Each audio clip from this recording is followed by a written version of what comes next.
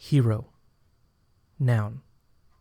A person who is admired for having done something very brave or having achieved something great, especially in fulfilling a higher purpose or a noble end.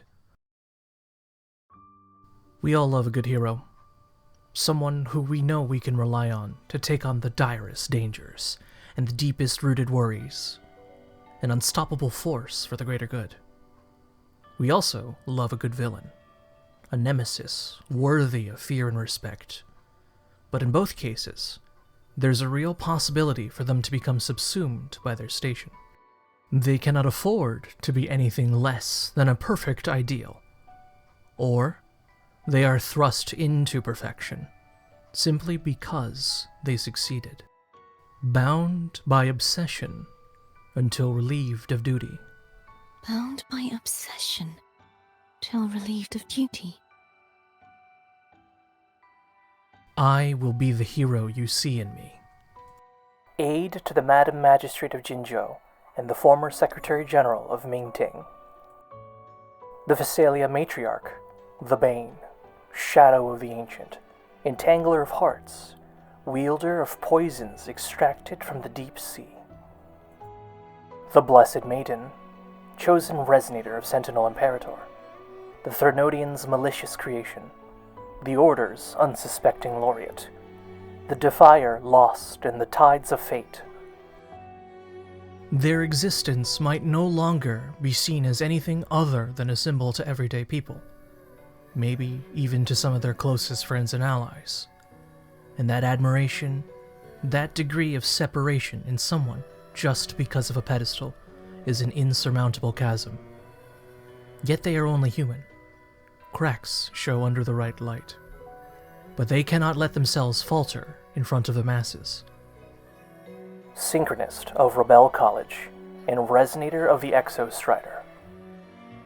A hero from a faraway world, Dreamwalker, Fated One, Laureate of Raguna, Septimon's Hero of Heroes, Leader of the Black Shores, the Astral Modulator, Arbiter of the Sentinels, Guider of Civilizations, Rover.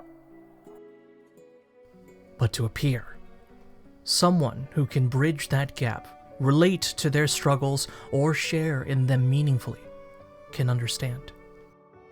Deeply passionate about the sciences and the stars above. A true researcher with an insatiable appetite for knowledge, driven by a deep desire to belong and transcend beyond her physical limitations by using intellect. Some nights, she can be found admiring the projections of the stars on the sky that humanity has built for itself. Meticulous and precise, a young woman unsure of her path in life, but has a desire to fit in with everyone else.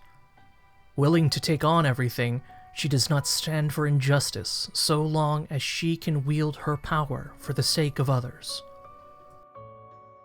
An unrelenting hunter of tacit discords. In a desperate bid to survive the dark tide, she makes a deal with a monster, whose power allows her to wield other creatures she kills.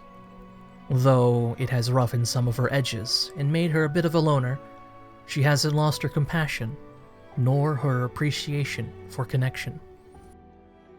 Wuthering Waves, to me, is a story about human connection, about providing a little bit of agency back into the people who are much more than the titles they wear.